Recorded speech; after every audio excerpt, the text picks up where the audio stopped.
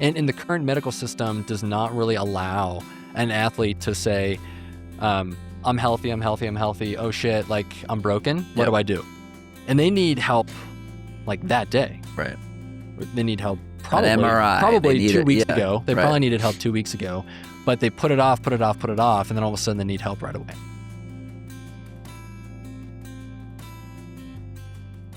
All right. We are live in Boulder with Dr. Teddy Bross. Teddy, thanks so much for taking some time to chat today. Jonathan, it's my pleasure to be here. Thanks so much for asking me to be on. I'm really excited. Of course. I've heard great things about you and your work, both on the trails and in the doctor's office, from the Roches. We got introduced from Grayson Murphy, who I'm sure we'll chat about here briefly. Grayson was just on the podcast 2 weeks ago. Mm-hmm. Really fun talking with her about getting signed by Solomon as a pregnant athlete and the discourse that came a couple weeks ago on all of that stuff. But this podcast is about you, and the first question is always a tough one, and that question is, who is Teddy? I've listened to your podcast, so I knew that question was coming a little bit and been pondering it. It's Studying your whole life. I mean, I'm a curious guy. I'm really diligent in the things that I kind of set my mind to, and I wear a lot of hats. So I'm a physician, I'm a dad, I'm a runner.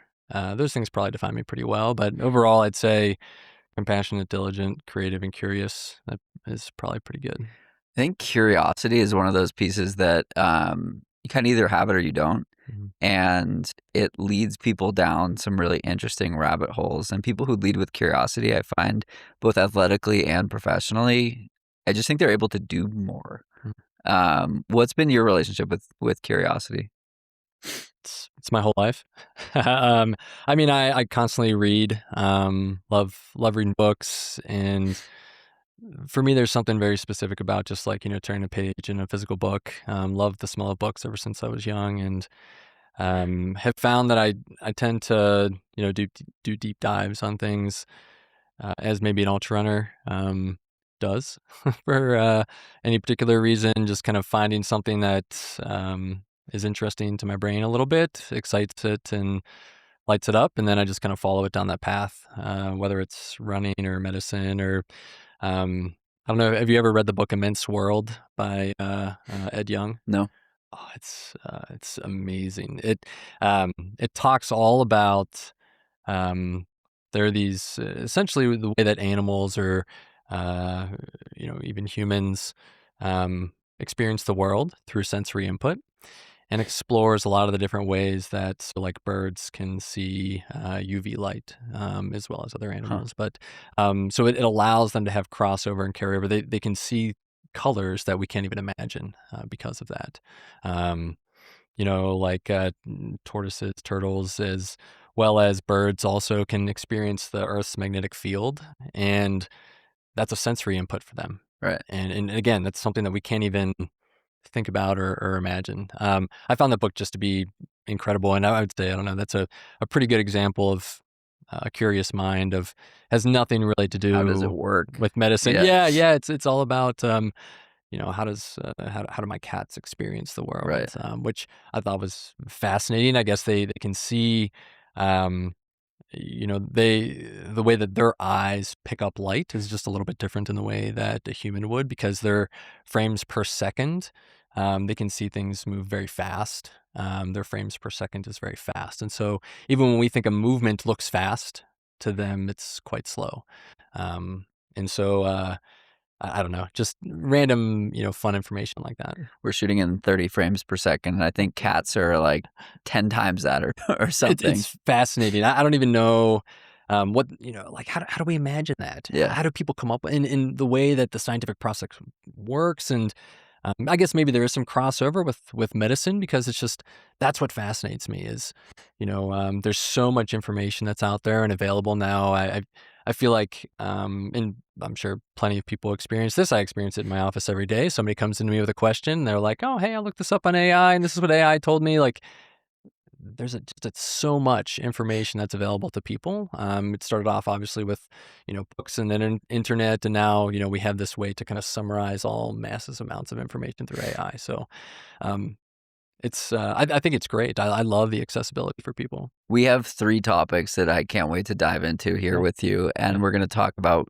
running and curiosity as it relates to running. cool. We're gonna talk about medicine and sports medicine in particular, and the work that you're doing in building a concierge medicine practice out of Golden. And then I'm dying to hear your takes on AI in 2026 as it relates to you and your profession. Um, this is, in theory, a running podcast, so let's start with the running side of things. I feel like you were bound to become an ultra runner given how you've been talking about curiosity so far and the ability to troubleshoot and triage what happens in these longer races. How did running find you, or how did you find running? Well, I grew up playing sports. I was a soccer player predominantly. I played all manner of sports when I was young, but soccer was kind of my thing. I played it year round, and eventually, when I was in high school, my brother started running cross country over the summertime, and I thought that would be a great way to get in shape for soccer. So I started running with the cross country team for my high school, and the intention was to do that to get in shape for soccer. And I ended up transitioning after playing varsity soccer to running cross country my senior year. And so that was really my like introduction, instead of it being like a punishment to like run around the soccer field. Coach making us do sprints after practice. I was like, oh, you can actually, go for a run with Get people. It can be, somewhere. yeah, you can go Yeah. somewhere. It can be enjoyable. And I don't know. I found that camaraderie I don't know, be quite wonderful and interesting. So that was kind of my introduction. And then I started, in general, getting into further and further distances, running some marathons when I was in college. I didn't, run collegiately per se for like my college. Yep. So it was more just kind of a recreational athlete from that perspective when I was in college. So you ran a few marathons in I college. did. At what point did you find trail running? It's kind of an interesting story. I don't know how deep you want me to go on this, but We've got a podcast. Time to talk. so I People always are like, "Oh, I'm sorry for being wordy or verbose." It's yeah. like, no, if you're not wordy or verbose, you should apologize. But Understood. Okay, that's good framing. yeah, I yeah, I can do that. So, and give me some feedback yeah, too yeah. throughout. But We'll here's give you thumbs up along the way. I dig it.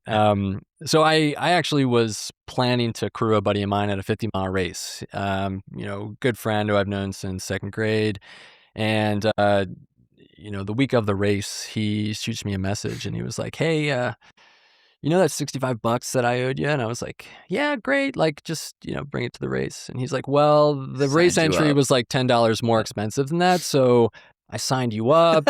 You actually owe me $10 now." And I didn't really know what to do about that. The furthest I'd ever run was a marathon. I was planning to run the Columbus Marathon. I lived in Ohio at that time.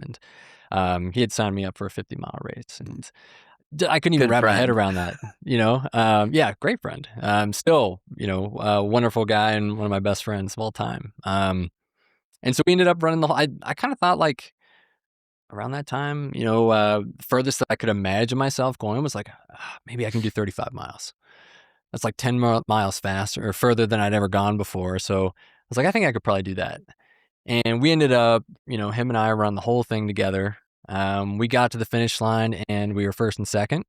So we actually played rock, paper, scissors at the finish line to see who would get to cross the line You were first. just standing there. We're just standing there playing rock, paper, scissors. It was the inaugural year for the race. Yep. There's only 5 people in the race or something like that. But there we were, first Somebody trail had to race finish first. and played rock, paper, scissors. I lost. So you came in second. I came in second place. Got it. What was the finish line like besides the rocks, paper, scissors? There was a small little, it wasn't like an arch, but it was, there was a banner. Mentally, what was it like? To like get done. Yeah. I was really, gosh, I was 20. How old was I? I was in my 20s, and um, I think that I was just kind of blown away. I remember he and we got done. We actually did push-ups at the finish line, and I think it just kind of opened up a whole new world for me as far as I ran the Columbus Marathon like 4 weeks after that, and it just kind of, I mean, it changes Yeah. how you experience those distances. And there is something that's quite interesting that you go to bump up in distance, your brain can't necessarily wrap its head around like, how am I ever going to get there until you do it. Right. It's almost like, how do you know you can go faster until you do? You really don't. So, in order to learn how to run further, you just got to go and find out. Yeah, it's fascinating. The reestablishing of what's normal is like one of my favorite things about running. Next week I'm flying to Boston and I'm joining Mount to Coast in their double Boston event. I'm not running the double Boston, but I'm running one marathon from the finish line to the starting line. And I caught myself saying like, "Oh, it'll be a good training day." We're not and we're not racing it. It will be probably like one of the slower marathons I've ever run. And at the same time, that's still a long way. And contextualized, it doesn't feel like a long way at the same time. Like two things can be true. It is far and it's not far. And that's one of the things that I love most about it. And then you can take that and apply it to apply that practice to other parts of life. And so you do hard things and other hard things aren't as hard. Well, I think that mindset, all things are relative in life, Right. right? And maybe perhaps where we live is quite interesting because it is like just a bunch of outliers of Right. people. You tell them you're going to go run the Boston Marathon backwards uphill, and they're like, "And then what are you going to do?" Then I'm going to sit on my feet for Then 7 what are you hours gonna and do? cheer. So are you going to run the thing? It's like, so there is like this, again, relative like social, Yeah. environment of, okay, that's nice, but Right. there's And crazier then things that what? you could Yeah. do. So, it almost is the same as, I mean, it's anything in life. It's, if you learn how to surf, you go to surf your first wave and it's, a 1-footer all the way up to the point where, you're getting tubed. And it's, somebody may look at that and if they haven't done it, it seems crazy or insane. But to an individual who works the way up sequentially, maybe not so much. I think that's one of the things I love most about Boulder. Like anything that you think is normal or like anything you think is really crazy or hard, like someone's doing it and that's their easy day. And so some people can be like, intimidated by that, which makes total sense. And other people can say, this is incredible what the human body can do. We were just talking about Charlie Lawrence. Hmm. Charlie goes out and runs 25 miles at a 5-minute pace, every Saturday. And that's just a Saturday for Charlie. I will never run that fast in my life for that period of time. And that's just like, him stacking bricks on a regular basis. And I find that to be incredible. Like this thing that would literally not be possible for me is something that somebody else is able to do on a regular basis, like, you know, every single week. It's mind-boggling. You picked an outlier among outliers too. I Right. mean, Charlie is, he's an incredible mind and an incredible body, combined into one. And so that's when you get to see really cool results. And so, I love seeing that progression, and it's one of the reasons why I love medicine. It's one of the reasons why I love running, and I'm super fortunate. I'm combining the two of those things right now with my job, which has just been incredible. But again, we're coming back to like that curiosity component of, well, from a running perspective, like how fast can I go? Like, can I try and do a 5-minute mile? Can I start stringing them together? Anyone who is trying to do their personal best or run further, faster, those are curious individuals almost inherently. One of the things that I'm sure a lot of these listeners are curious about. So you paced David Mhm. Roche for a handful of his 100-mile efforts. I'm sure a lot of people listening are curious about what is it like to be in it for 40 miles with someone who is setting records, and like what is the again, speaking of curiosity, like what's going on in that context and what's going on in that space, and how do we get the most out of our minds when we're looking at someone who's doing it like that? I'm going to catch the end of what you just said first, because I think it's really interesting the way that you phrase that of how do we get the most out of our minds, because I would agree with that statement, which is that most of the time, it's not necessarily the body that fails. It's Right. usually something mentally that goes awry, or there's a mental component that's holding us back in competition or sport. So That's I, been I, my problem. I love the way that you phrase Yeah. that. and there are ways to kind of like get better at that. It's a practice like Yep. anything else. To maybe address the first component, it's kind of interesting. I mean, I've paced David several times, and David is just well, who he is, kind of like on his podcast and, outwardly to other people is very interesting because that's exactly who David is, Right. in person. Very cordial, kind, compassionate human being. And I think he is much more driven than maybe that's one component that he doesn't propagate as well, but he's much more driven, I think, than he would maybe even let himself admit. But the first year pacing David at Leadville was kind of hilarious because I actually had COVID when I paced David the first year, when he set that Yep. initial record. And so I picked him up at Twin Lakes, and I did not feel well. And but he didn't have anybody else. So uh picked him up, and we started running out of Twin Lakes, and, at that point, every step that David took was the furthest David had ever run. Right. And that was a really cool experience to have even just firsthand. I think that I enjoy pacing and crewing more than I even enjoy actually running events. And maybe that is somewhat rooted in, like, my medical background a little bit is, I'm a helper. Right. I love to kind of, like, boost people up a little. But as soon as I picked up David, I wasn't really thinking about myself anymore. And, have you paced people? Yeah. Yeah. Like you're At not, Leadville. yeah, yeah, Yeah. you're not good at taking care of yourself Right. when you're a pacer.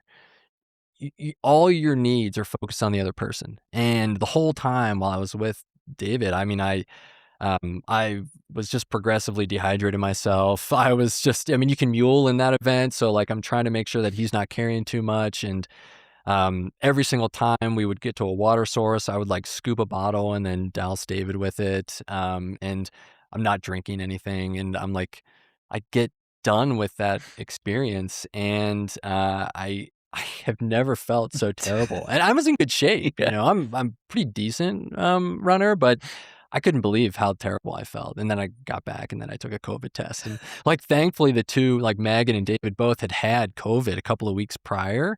I felt so bad though. I just did not want to expose either of them. Um, I remember getting up to about like mile 80 that year, and um, I remember like having it was a little bit of a one-way conversation. Like, I'm talking and David's just kind of like in it, Yep. and just kind of reminiscing on the fact that we don't really know how David is going to respond in that moment, because he doesn't know what it's like to go beyond at that point, 50 miles, and we'd already done 30 miles beyond that, and we're starting to get to the point where I'm like looking at the watch, I'm like, texting Megan, and we're trying to get an idea, and we're like, okay, like we're hauling. This is going to be possible. David's going to be finishing right around daylight, like, um, pretty amazing. And um, all of a sudden, we got up to like that. What is it? Space camp aid Yeah. station. Yeah. Space Like camp aid station. 75 or something. Yeah, and had like a little bit of an exchange just with like the aid station volunteers there. And there was a point there where I'm going, oh man, like I don't know if we're gonna make it. And so we get out of that aid station, and it just becomes, okay, we just got to start band-aiding a little bit. And I'm just trying to talk and talking, and I don't know how he just kept moving, because I've experienced mile 80 before many, many times, and it's really hard to keep your legs going beyond that point. And 80 specifically? well, Or just like I roughly think there is like somewhere between like 70 and about 85.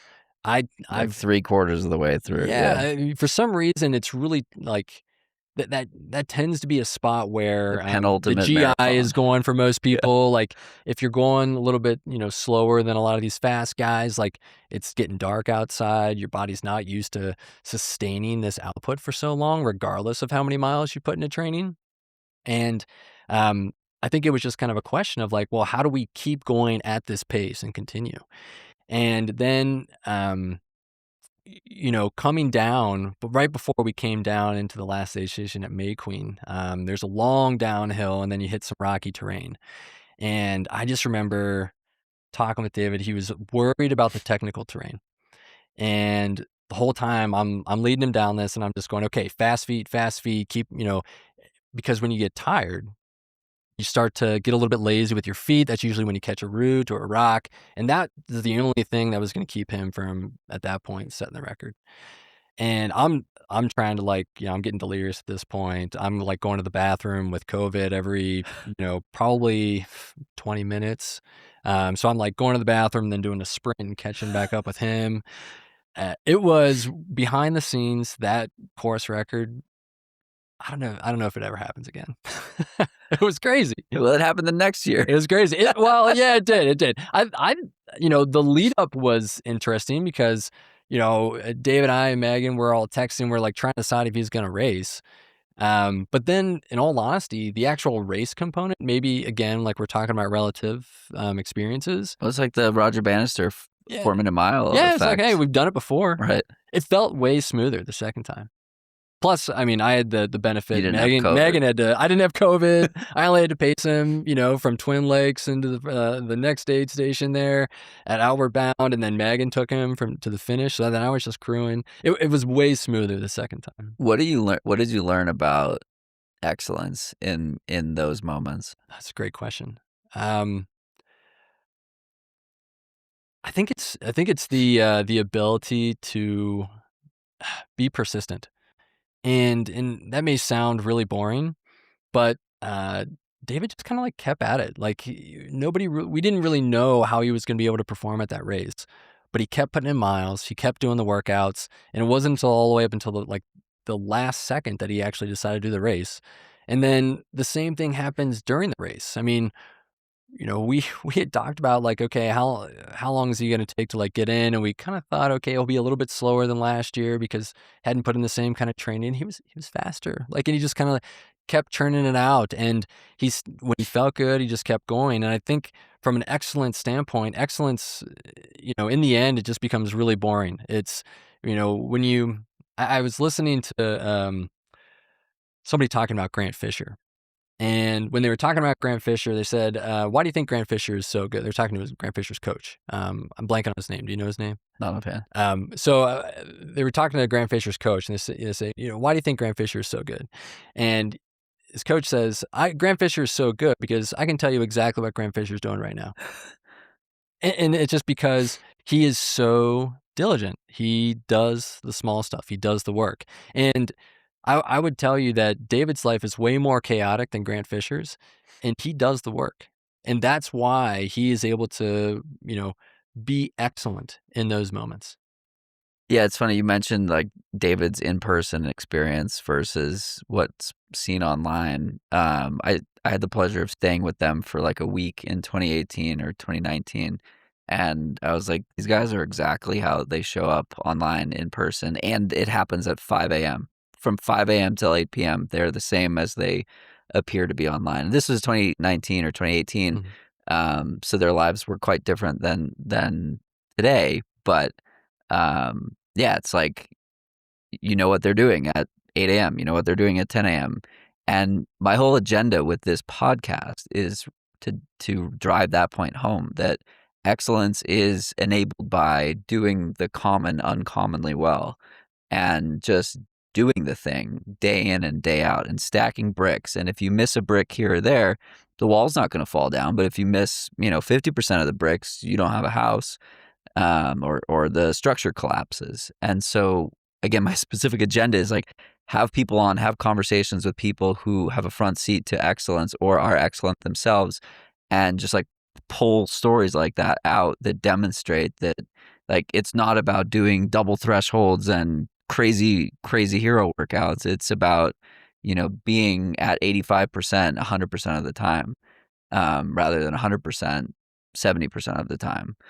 And that's the kind of stuff that enables people to be excellent at their craft. And I've had this conversation 430 times on this podcast, and so I feel like I have some authority to say that this is the average of the above average.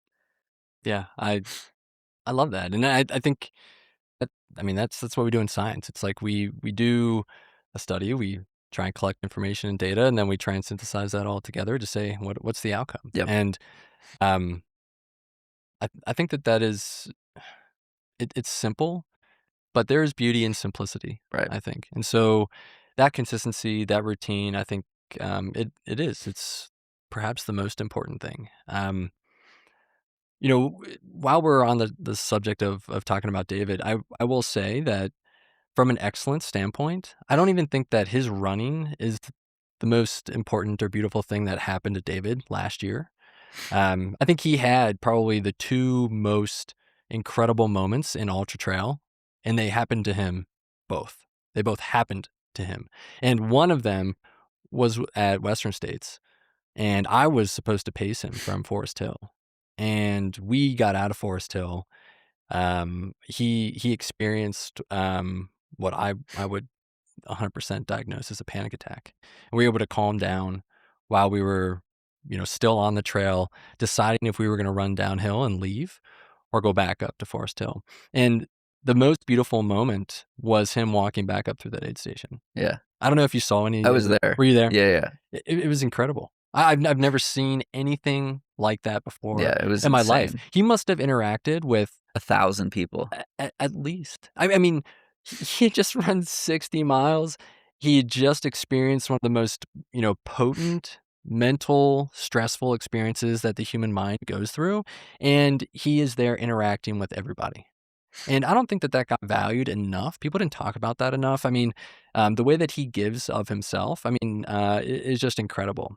The second moment, and I'm going to see if I can find a video I took of, just so I can play the audio from it. But sorry, keep going. Well, the second experience that I think was another one of those moments that you don't, I don't know of, I don't think I've ever heard of this happening before, was when David passed his golden ticket down Right. to Canyon Woodward. And again, this is an experience where he is a coach competing at the top of the sport. And he had the opportunity as a coach to actually gift one of his athletes one of the ultimate, something that every ultra trail runner tries to go after and achieve. David got to give that to one of his athletes. And I think that that's just so incredible. And then, obviously he walked back through, as you said. I think that those moments are, he'll remember that for the rest of his life. You'll remember that for the rest of your life. And I hope ultra trail remembers that for the entirety of the sport. And just so people are aware, how David interacted in that moment when, there was all those people and cameras on him. I was with him after he finished Canyons the year earlier, or let's see, no, that would have been the year before, I guess. He finished Canyons. He was outside of the golden ticket race that year. It was his, first time doing 100K, and I was there crewing for him. And when he finished that race, it was the same experience. People kept coming up to him after he had just run this race, and people just wanted to talk with him and take a picture with him, and he just gave himself to people. And there was, that was like one at a time, people coming up and talking with him, and he's exhausted and toast, and he's just giving up himself. And he did the exact same thing that you experienced there when you were at Forest Hill. People experienced that when he had, another moment that I would say he's not necessarily remembered for at the end of his Canyons 100K debut. What do you think? Why do you think people are so captivated by him, and why are they so drawn to the way that he lives his life?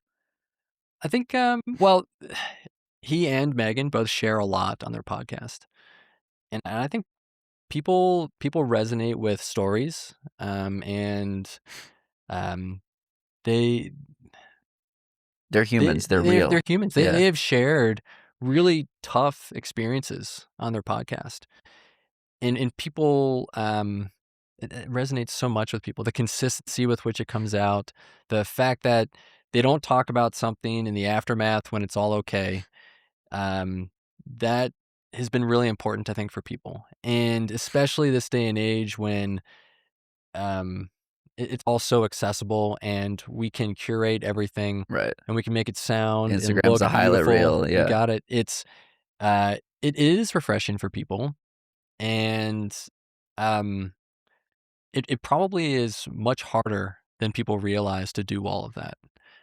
But I think that that is probably the biggest reason, is because David expects that of himself. He is very vulnerable when he speaks, and Megan shares, and I think that the two of them together, when they start talking, it's almost like they forget that the microphone is there, Right. you know? And so they share a lot of those anecdotes from their lives, and people go, "Oh man, I've experienced something like that," or It's I'm going through normalizing. that right Yeah. now," or and so they, yes, you don't just hear the aftermath of, "Oh, I went through a really tough thing, but everything's good now," you know? Uh, I think that that's why. So to push forward on that a little bit more, to Teddy the doctor, Dr. Teddy, Mm. Dr. Bros, um, you see a lot of the untold stories behind the scenes, and you're helping troubleshoot and triage what's going on behind the scenes. And so, for context, I wanted to have this conversation with you. I'm coming to this conversation. I consult with Eternal. Eternal is a high performance healthcare company in New York and San Francisco. And the whole idea is, well, why wouldn't your doctor be someone who's an athlete themselves, so that when you say I'm tired, they don't say, well, that's because you run a lot. They might say, let's look at all of the blood work. Let's look at the things that make you unique. Look at your diet, all these different things that factor into performance. It's the marriage of health and performance. It's not just health, it's not just performance. And so I've been fascinated by what you've been building here in Colorado. And I'm curious, at what point did the idea to start a concierge practice like this, or a primary care practice in Colorado, specifically for athletes and runners, when did that come into your mind for the first time? I think it's been my dream for a while. I remember when I was in medical school thinking about, who are the populations that are common, but also probably don't get as great a care as Yep. they necessarily should. In all honesty, it's kind of like we've created a specialty around a couple of those, like pregnant moms or something, where it's like it's specialized. Yep. And I have several pregnant athletes right now, and it's a lot of fun. Grayson, Shout out to Grayson who yeah, Grayson. introduced us. Yeah. So it's and I did a family medicine residency, and so in family medicine, I delivered upwards of 80 babies. So I'm not a gynecologist or an obstetrician, but I do a lot of broad-based care. And when I was thinking about those populations, so pregnancy, I think obesity is something where people struggle with that in medicine, and athletes, and those were all kind of like these groups, populations that they're out there, they're common, and um, they're kind of on the fringe with medicine, and people don't necessarily like take because they take time. Right. All those groups, populations take time. And so I kind of thought to myself, like, if I can get good at doing these things, um, I could probably be a really good doctor. And so that's when I really kind of started, I guess, the idea. Um, it kind of morphed a little bit more so when I got out here. So I mentioned that I grew up in Ohio. I did my undergraduate at Ohio State University, and then worked did my medical schooling at Wright State University. All that in Ohio, Wright State being in Dayton, Ohio. And I ran ultras when I was in medical school. I was a maniac. I was running to and from class. I ran Western States for the first time when I was in medical school. I had to get special permission to push one of my shelf exams during my third year of medical school back. So I got special permission to take this exam late to run Western States because they conflicted. Um, You and couldn't get Craig to change the date? it's a whole nother thing. Medical school is a Yeah. whole nother realm. It's crazy. It's almost like you take a bunch of people who are a little bit older, push them into like a high school scenario, and then give them massive amounts of work, Right. and you just say, "There's nothing else we want you to focus on other than this." And so I was a huge outlier in trying to actually continue to run during that period of time. Um, but then I moved out here for my residency, and that was in 2018. And I was like, "Oh man, can I cuss on here?" Yeah. I was like, oh shit, these are like my people. Yeah. You know, It's very Midwest of you to ask. Is Ohio Midwest? it's considered Midwest somehow. It's in Eastern time, but I know I don't really know how that works, but yeah, it is very Midwest of you to yeah. ask. And so like I was like, yeah, man, these are my people. Like I wanted to go, and I was in residency. I would do an overnight shift. I would come off my shift, and then I would go and try and run up Long's Peak. I did that a couple of times. I was training again for ultras during residency, working 100-hour weeks. Um, and I remember when I was living in Boulder in residency, and I had a conversation with Hillary Allen, and it blew me away that her sponsor didn't give her health insurance. It's crazy. This is a professional athlete and who relies on their body, and they had no access to health insurance because like they're considered contractors Right. essentially. You sign a sponsorship, and so most of those contracts, even now, I'd say it's better. Most contracts now, if you have a good argument, or if you're pretty good athlete, you can argue that you should get some form of like a health stipend. PT time. You got PT budget. You got it. So they will put a little bit of money in there and say, hey, this is your allowance for PT. It's like an unofficial HSA. You got it. That is taxed. Right. But it's a shitty HSA. Yeah, right. It's not good. And so I remember we were running, and I was talking with her, and I was like, man, it would make so much sense if you could work with like a doctor. And there's so many athletes that athletes tend to use the care that they have access to. Right. And the current medical system does not really allow an athlete to say, I'm healthy, I'm healthy, I'm healthy. Oh shit, like I'm broken. What do I do? And they need help like that day. Right. They need help An MRI. probably 2 weeks Yeah. ago. They Right. probably needed help 2 weeks ago, but they put it off, and then all of a sudden they need help right away. And so you've got the point where your occupation isn't, giving you help from a health insurance perspective. And it's an occupational hazard. It's an occupational hazard. There's no emphasis put on it. And from a medical standpoint, the system is completely insane to try and navigate for like a professional athlete who Right. is overwhelmingly healthy the vast majority of the time, until they're not. And so that was really when my wheels started to turn a little bit, was when I was in residency running with a lot of professionals in Boulder. And I had some, Hillary is amazing. She's, very cerebral, I don't know if you've listened to their podcast, Yeah. but like, she loves to think things through a little bit. And, we had so many great conversations, just, going on runs, trail runs, and just kind of talking through some of that stuff. And, that's where it really kind of like started to evolve of, I wonder how I could make this work. I didn't really know what the framework would be yet. I kind of thought like maybe I could like contract on the side with brands or something like that, but that's really where it started to evolve, I guess. think that that's a huge opportunity also. It is. The problem is that the brand has to, well, two things have to be true with that. Number one, the brand has to see the value in it. And right now, especially in trail, it's not saturated enough where they have to invest long-term in people. They don't have to invest long-term in an athlete because it's like every year there's a new young gun coming up and deciding, Yeah, the churn is ridiculous. it's a lot. And we'll talk about that just from a medical standpoint of why perhaps that's going on. But also, the second component of that is that they have to value it, but they have to be completely hands off. And that's really tough because if a brand is going to sponsor, let's say they decide to pay me to take care of their athletes, they can't have access to any of that health information. Right. That's not theirs. That's the athletes. That is a relationship between a physician and an athlete, a physician and a patient, and that's protected health information. And if I suspect that somebody is coming up on a stress fracture, if they have something that's going on, the brand doesn't like, that's not their realm. Right. And also they don't get to have the input that, oh, I think they need to pull back, or, oh, this is going on, they need to take time off. They need to take The time off. incentives don't align for them to do that.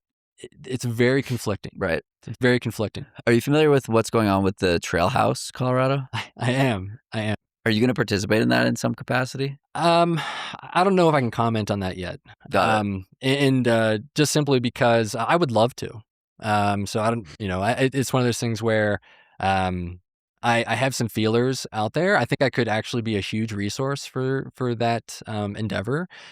But yeah, I don't know if I can say more. So I'm working with Emery and Brad and Jeremy on partnership development for the Trail House. So if anyone out there is listening and wants to sponsor for up and coming professional athletes to have proper medical care for a season of training here in Boulder, and will storytell along the way, John at forthelong.run, shoot me a message. We'll make it happen. But seriously, I think that there's a huge opportunity there to differentiate this program with literally everything else that's ever existed.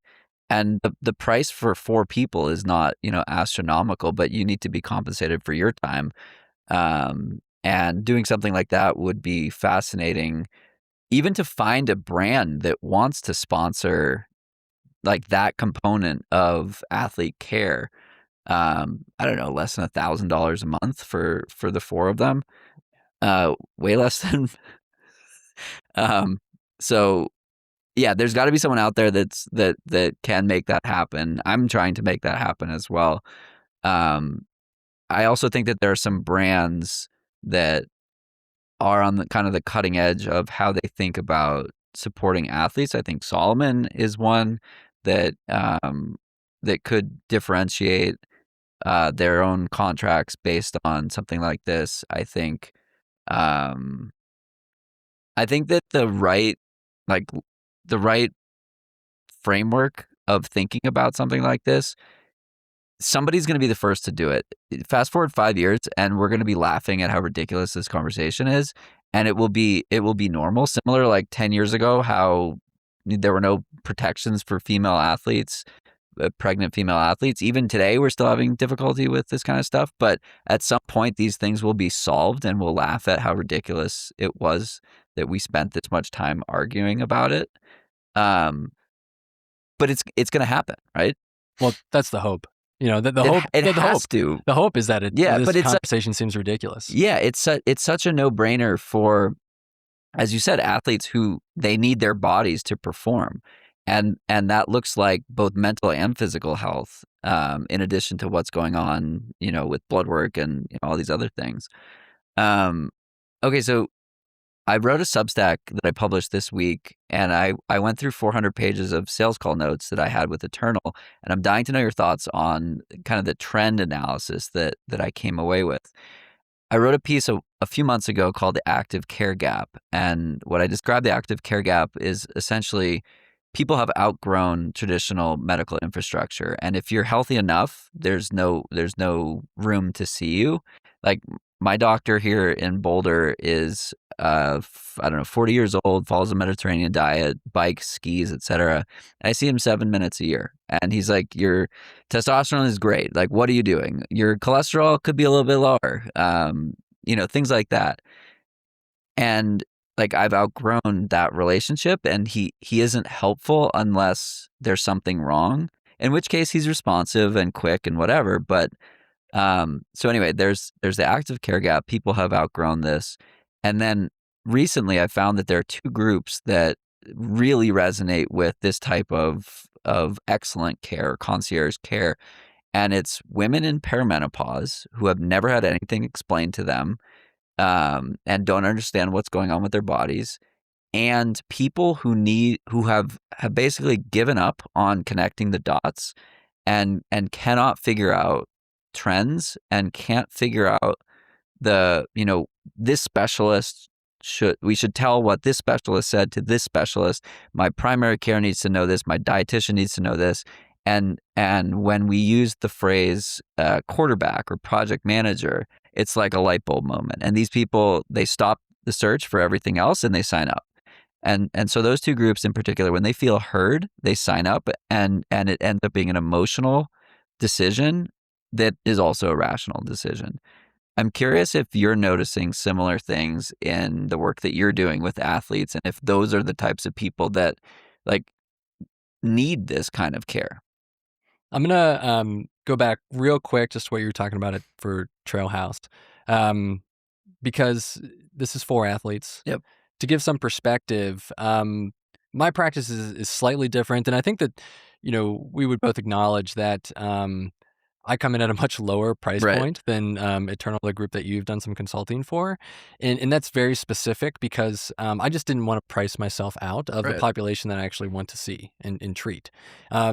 The model technically falls under something called direct primary care, and I didn't really know that that existed until one of my friends actually started a practice, and there are groups who talk about direct primary care and they say that it's going to ruin healthcare because it's increasing the physician shortage that's out there in primary care specifically. Direct primary care is less than 6% of the current primary care market. We're Don't you not. think capitalism will fix that? You'd think it would. You'd think it would. I mean, Like um, creating a demand, the supply will increase. right. It's elastic. Right. And you would also expect that, well, instead of, shaming people who find a way to make things work in the medical system, you would actually like try and fix the system that, everything is going wrong with. Right. You had mentioned you only see your doctor for 7 minutes out of the year. Your experience is unfortunately the norm, Right. Um, when I see And that's somebody who's seeing their doctor once that's a right. year. That's right. And there are plenty of people who have a doctor. They can't even tell you what his or her name is, and they never see them. I can't. How many people do you talk to who say, "Oh, I never go to the doctor"? I mean, the ratio is 1 to 2,000. Like it's traditionally they're seeing 2,000 people, so they don't have the time to get to know people. Yeah, and I worked at a really wonderful, um, privately owned medical clinic up in Evergreen and Conifer. And it was a private practice owned by physicians. It was not a part of a large hospital group. And I had a very large patient panel, exactly like that. And I would say on the spectrum, it was a good experience, but it was still so subpar. I was, having to work people in on my lunch break. Like the burden that gets placed on people just so they can have access is insane. And so that's part of the reason why creating this system of direct care, when people used to say doctor, it referred to one person who helped with your health essentially. And what you mentioned of, well, you need someone to help coordinate all these people. Part of the reason why you have to coordinate all these people is because everything is so specialized now. You go to your primary care doctor right now, and let's say your knee hurts. You go in to see your primary care doctor, you call them. When's the first visit that's going to be available for you? 3 to 6 weeks. Yes.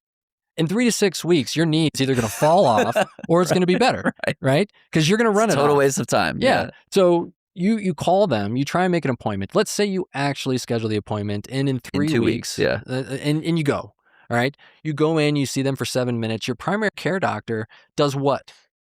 They don't do an exam. They look at your knee. They're like, hey, okay, stand up, walk, maybe take a look at it. And they're like, okay, I'm going to refer you to physical therapy and orthopedic doctor, and then I'm going to give you an x-ray. That may or may not be indicated at all, but like that's just what they do because they're essentially a referral group. And they're like, okay, I'm a primary care doctor, which may or may not be a doctor, might be a mid-level. You talk with them for 7 minutes and they're like, okay, I'm just going to follow the sheet. This guy's got knee pain, x-ray, referral to PT, and then orthopedic doctor. You call the orthopedic doctor because the x-ray was normal. The Now I'm physical 6 therapy, weeks out. now you're 6 weeks. Yeah. You call the physical or the orthopedic office. How long is that appointment? 6 weeks. Okay. Yeah. So now your knee has fallen off. It's a crazy, crazy system to try and like put that together. And this is somebody who is predominantly healthy, who has not used their health insurance and should actually be able to get care when they need it. And that became part of the problem that I was trying to answer of like, how do I get somebody in as soon as they need it? And the way that we do that is the same way that we do anything, which is that, you know, you use a small amount of money to then, consistently provide care to people who need it as soon as they get something that goes wrong. And then you have more consistency with things like email, phone call, text message. I communicate with my patients very, very regularly. And that is a huge part of my care. if something ever goes wrong, I hear about it within like 5 to 10 minutes. I put you on a medicine and you get a side effect, I know about it instead of, a medical assistant telling me 2 weeks down the line and then all of a sudden like you're in the hospital. I know way, way earlier than that. If you come into my office, I know way more about orthopedic, examinations, what we're going to need as far as imaging. If you are a professional athlete and we're trying to rule out a bone stress injury, I'm not going to send you to physical therapy. I'm going to get you an MRI. And you're going to get it probably within a day or two. And that becomes huge. But I'm not trying to like push people out of medicine. I'm trying to pull people in as much as I possibly can. Talk to me more about the exploration and curiosity component of connecting the dots, and how someone like you is able to do that, and that's like the purpose versus like something you do when you have time to do it.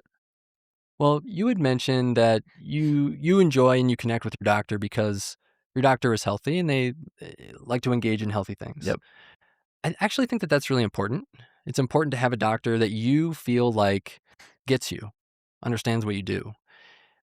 And it's hard to really kind of like explore something that you have no idea what's going on.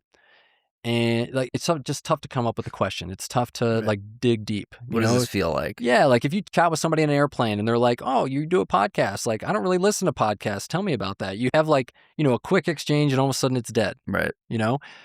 But if you have someone like, "Oh, I listen to podcasts," like, tell me about that. Like, and you can actually explore much deeper with somebody who has even a little bit of a background. You can connect with them almost immediately. Right. And if there is a commonality that's present there, it works better for both people. And I'd say that that's probably why I have a little bit more success in this area with athletes and runners is because I I can tell you what happens at mile 80. Right. If somebody comes in and you had said, I'm tired, we're going to explore that much more deeply than somebody who only spends 7 minutes and has never gone out for a run longer than, I don't know, even 10 miles. And that's a long way for a lot of people. But I think that, from a curiosity standpoint, you have to have some kind of baseline experience and knowledge in order to really connect with somebody who has a particular interest. And then that curiosity kind of takes you further down the line. Let's get really practical. So, you mentioned Hillary. She has a podcast with Keely Henninger and Corinne Malcolm called Trail Society. And this week they've been talking a lot about iron and anemia and fatigue. And ironically, pun intended, they're also now sponsored by a meat delivery service, Good Ranchers, that this podcast is also sponsored with. And we felt it was really important to pair the partnership with that company with people who are talking about like the reason that a problem might exist. Well, maybe it's an iron deficiency. Maybe it's you're not getting enough heme iron or animal based iron. Um, so the conversation that they had was Keely was specifically digging into like how to triage and diagnose fatigue and anemia and whatnot. So from your perspective, how do you diagnose and how do you explore, unpack, or for someone listening who's not working with you, what should they do if they're tired and they suspect that their diet might be some component of it? Well, it's a great question. Fatigue is something that is really hard because it's super vague. Um, Very baseline. My hope is that that person has a physician-patient Right. relationship that they can get an appointment with because it's really tough to just do this by yourself because it's so vague. Um, in medicine, there's a saying that if you try and treat yourself, if I, Dr. Teddy, try and treat myself, I have a fool for a doctor and a fool for a patient, right? Because this is a bad idea. Right. So I wouldn't recommend that to anybody else in the first place. So like try and establish or have an established relationship and try and work through it with somebody else who has some experience and knowledge around that thing. You had mentioned iron and iron deficiency. It is a really common problem amongst runners in all athletes. It's a really common problem in people who uh, have special diets like vegan vegetarianism, but also the vast majority of people who have low iron don't have a special diet, and that's because they're a much larger population. If you have fatigue and you have a doctor or a primary care provider you can go and see, it's a no-brainer to check your iron levels. And when I say iron levels, and I use that term because colloquially, that's what people will tell you to Right. do. Not There serum iron, not serum iron, which is affected by a lot of things. There including are what you ate the day before. including what you ate or if you were on an iron supplement or the time of day. All of that matters for serum iron.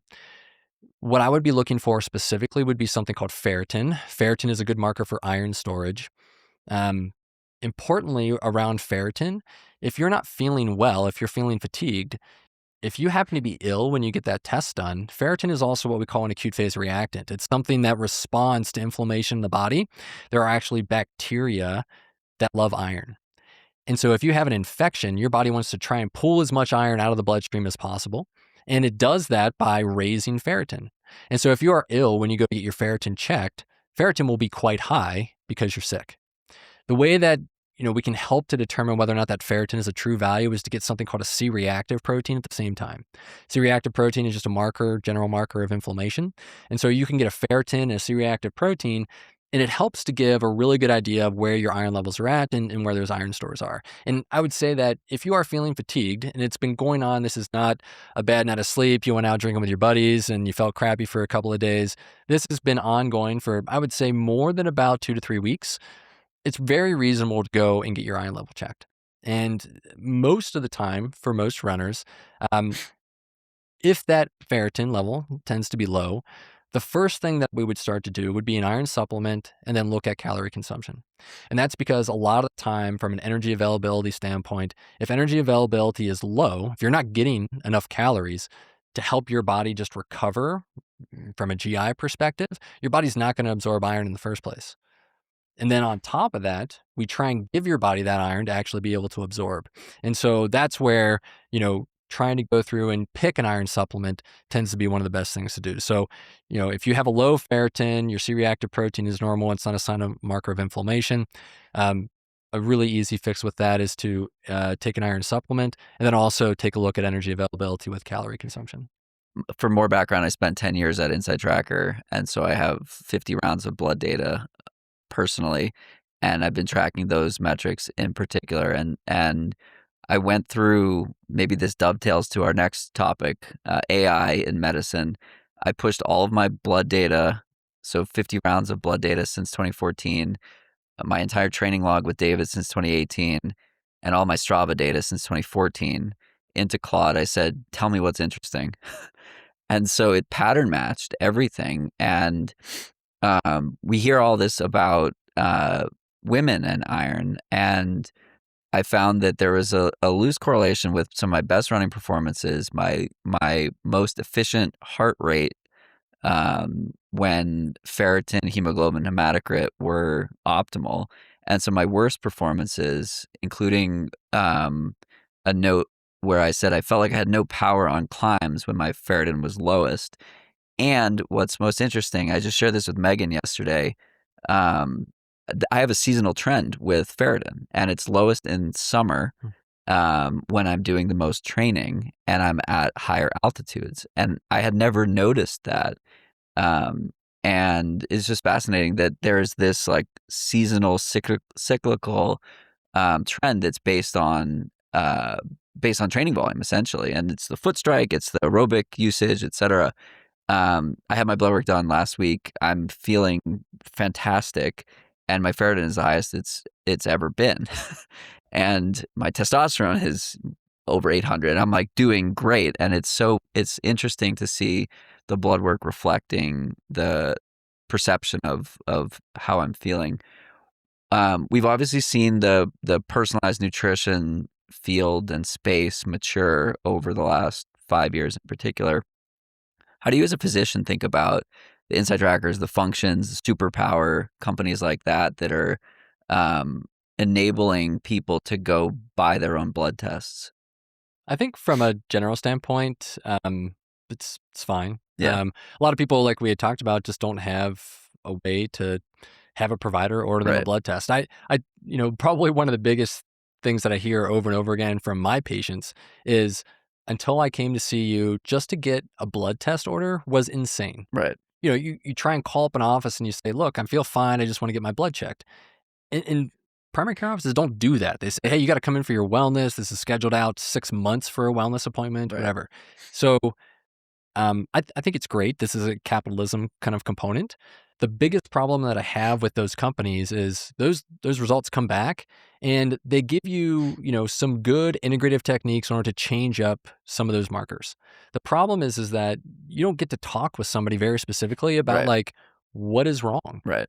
And they don't give you good specific feedback if you're an athlete, I mean, even if you go and see a general practitioner, I've seen too many people come and consult with me, and they've been told things like, "Oh, your kidneys are failing," and it's because they're on a creatine supplement, Right. and their creatine, it will contribute to a substrate called creatinine, which is on a very common blood test called a basic metabolic panel or a comprehensive metabolic panel, and it's what we use to determine how fast the kidneys filter.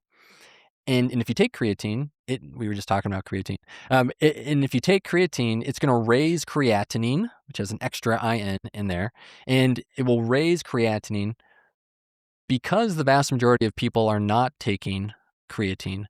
The way that test gets interpreted then is that, oh, this substrate is backing up, which means that your kidneys must be slowing down. And so because of that, we use that marker to estimate your filtration rate for your kidneys. And so that number comes back as low. And creatine doesn't harm your kidneys. There's great studies looking at that supplement. It's probably one of the most studied supplements that's out there. And so creatine it's not damaging your kidneys. It's just causing an increase in the substrate of creatinine. And actually, protein powder would do the same thing. A high muscle mass to body weight ratio will also do that. But most of the time in primary care, people don't have to worry about that. They say the vast majority of people who are coming in and they have a high creatinine, they're going to the hospital. They're going to the hospital. That person has poor kidneys. But in a young, healthy, athletic population, that's not the case. And too many times people have come into my office and been like, oh man, like I'm really bummed. Like I have to give up running because my kidneys aren't working. And, my liver enzymes were high. So my liver is failing. And I'm like, no, like that's just muscle damage. that's just, yeah, you went on a run, like, and so we need These things are working. Yeah. So laboratory data, I like access to things like that. But I do think that it's really important to have people get that interpretation done with somebody. Yeah. And more and more I do see where people are like, oh, I just took my labs and I just shoved them into ChatGPT or, pick your AI. And, it gave me these trends and it told me, here's what's going on. It uses these are built by humans. It's the same kind of components. And so it will give you 5 to 6 things that are like going on with each specific blood test. It's not looking at you as a person. It's not sitting in front of you and asking questions back and forth. And it's not a good substitute. I would look at AI in medicine. And if you said, if I said, Jonathan, how good do you think AI is at creating podcasts right now? Like, is it a good substitute for this podcast? No, you can't replace trust. Okay, there you go. So I would say it's the exact same thing for any specialty or any field. Right. You should not be getting health information from ChatGPT. It's one of the reasons why the CEO has started saying that it's going to stop producing, legal advice and medical information is because they've received too many lawsuits. Because guess what? ChatGPT was built by humans and it makes mistakes in the same way that there's medical malpractice and there are doctors that make mistakes, except now it's a large scale. AI company. Yeah. Totally agree. I went through Function in 2024 and just because I wanted to experiment with that one, and Insight Tracker never did more advanced hormones because of the fact that we felt that much of that was best left to your doctor, not explained via at the time wasn't using AI. It was more of a logic engine of if then, like a massive if then statement. And I went through Function and I had an elevated PSA level that said, speak with your doctor. So I spent 3 days thinking I had prostate cancer. My doctor said, this is not a concern. We can test it again in 6 months if you want, which we did, and it was fine. And so that's where the understanding of nuance does not exist in these platforms. And there's the ability to be afraid because you don't know what the information means, without the right context, or if it exceeds the range that this company has decided to set. And so that was what really drew me to Eternal, where there's a human in the mix, and with you there's a human in the mix interpreting that data. And we looked at the just to demonstrate the efficacy of the model that you and Eternal both follow. We looked at the data for baseline to follow up, and it was better than any data I'd ever seen in just about every category, in every category. And Inside Tracker published a paper on baseline to follow up interventions in a data set of 20,000 people. And that's meaningful. That's statistically valid. We don't know what the outcomes were. We reduced, in that paper, it outlined how A1C was greatly reduced in diabetics to pre-diabetic and pre-diabetic to normal. We don't know if those people went on a drug. We don't know if they saw a doctor. We just know that the awareness drove better outcomes. But then you look at a model where there's a doctor or nurse practitioner or dietitian or a human in the mix, and the outcome is better. Oh, it's always better. Right. I mean, Yeah. just because people, you get to ask more questions, you get to be more diligent when there's, we, as, even just human engineers, we have totally, by this point, the coffee shop should be totally erroneous. Like, it should be gone because we've created a machine that brews coffee for us whenever we want it. Why are there still coffee shops? People are better at it. People like interaction. Yeah. People like to go and talk with a human. They like to have their coffee shop space. And I think that that's really important. They get to go and they have an experience with that. And human experience is very important just for living. So it doesn't make any sense to just be like, oh, well, we don't need coffee shops anymore. We don't need baristas because I've got a machine that can just do it all the time. And I think that AI is very similar. You can, at some point, these AI programs will probably get very good at looking at laboratory data. I don't think they're there yet, but even something like a PSA. A PSA, I don't know why somebody why did you check a PSA? It's just included in the 100 biomarkers. Yeah. So you don't need a PSA. Prostate cancer is one of those things where I don't mind you getting a PSA, and if you do get it, we can talk through that. But it's not something that I'd be thinking about for you. When we look at, there was 33 at the time. Yeah. Oh, your PSA number was 33? No. My age was 33. Oh, your age was 33. Is it 33 very high? Whoa. Actually. You really should be seeing a doctor. John, I've got bad news for you. Well, the nuance around that is that, PSA, it's meant to be a prostate cancer marker. And for context, we would generally start checking this for people around age 50. And the reason being is that the older that we get, prostate cancer becomes more and more likely. However, even checking to see if you have prostate cancer is actually something that in medicine we debate. And that's because most men will die with prostate cancer. They won't die of prostate cancer. It tends to be very slow growing, fairly, non-aggressive cancer. Every once in a while, there are aggressive prostate cancers. However, even just checking the marker is a little bit debated. And that's by expert groups and guidelines who sit down at a table and then debate this. But PSA is not even specific for prostate cancer.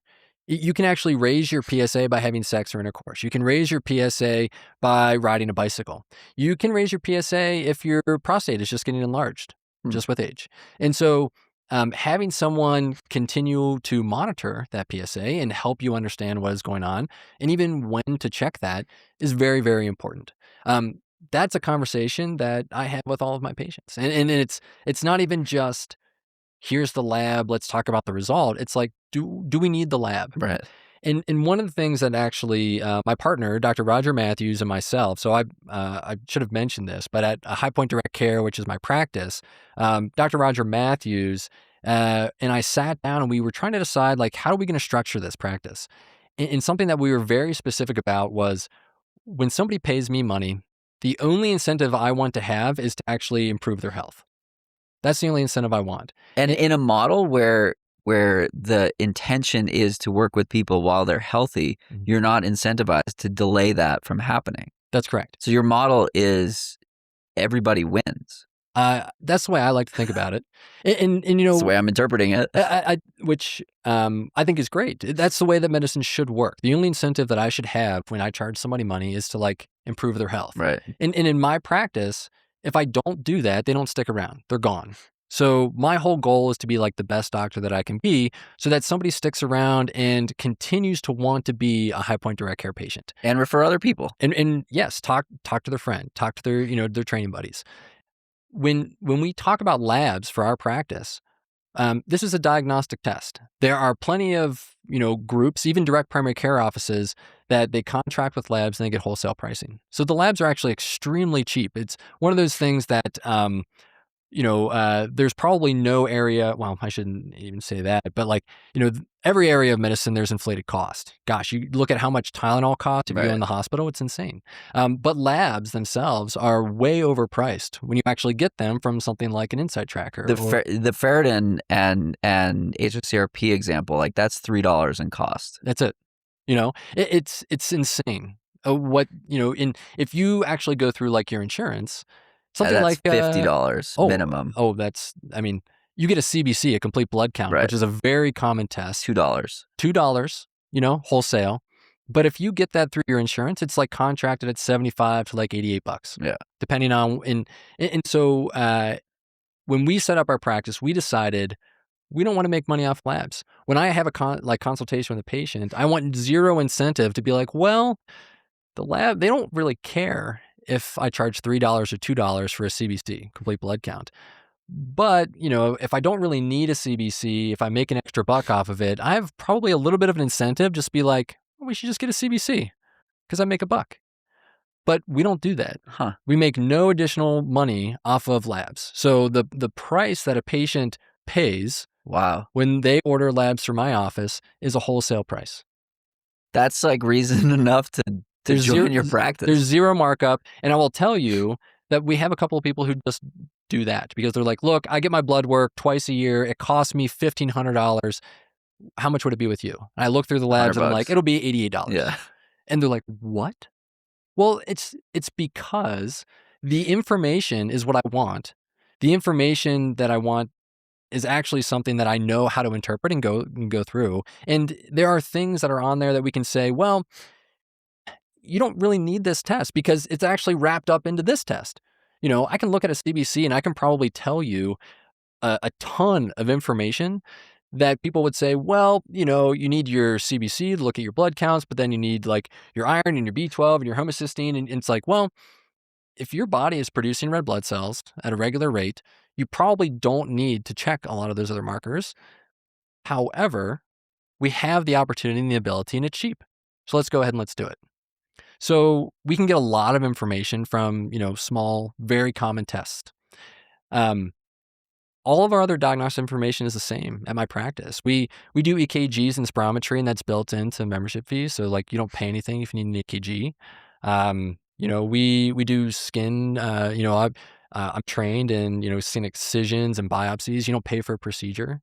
You pay the pathology fee for a pathologist to look at that.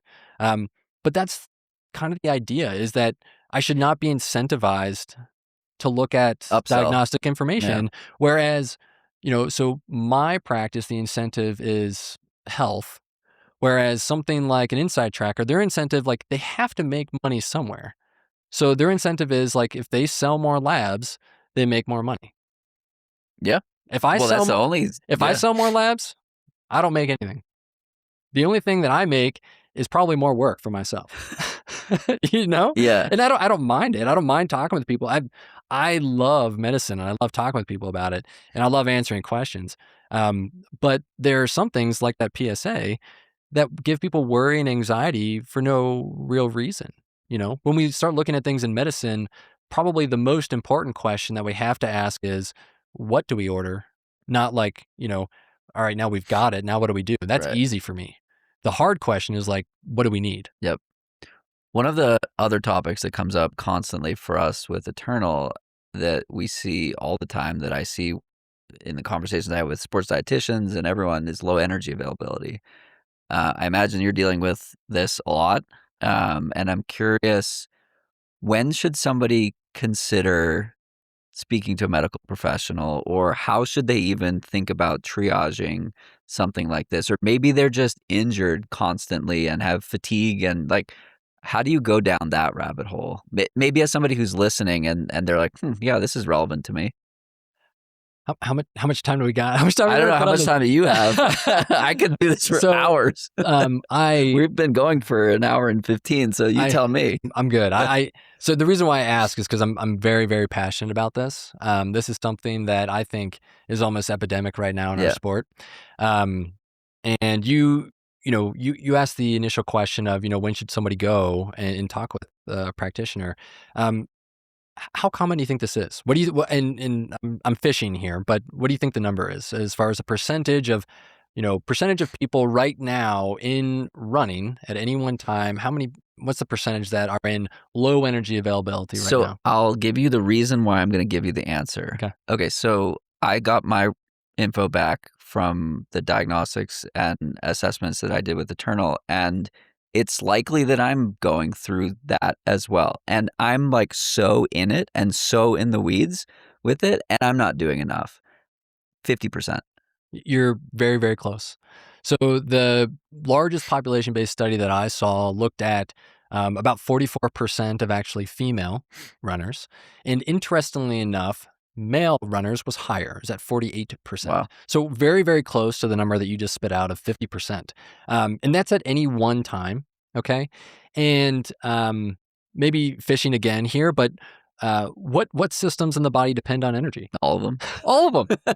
All of them, which is the hardest part about low energy availability because when somebody starts experiencing this, they have symptoms all over the place.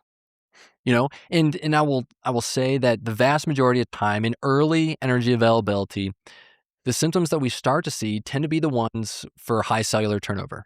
So it tends to be GI symptoms.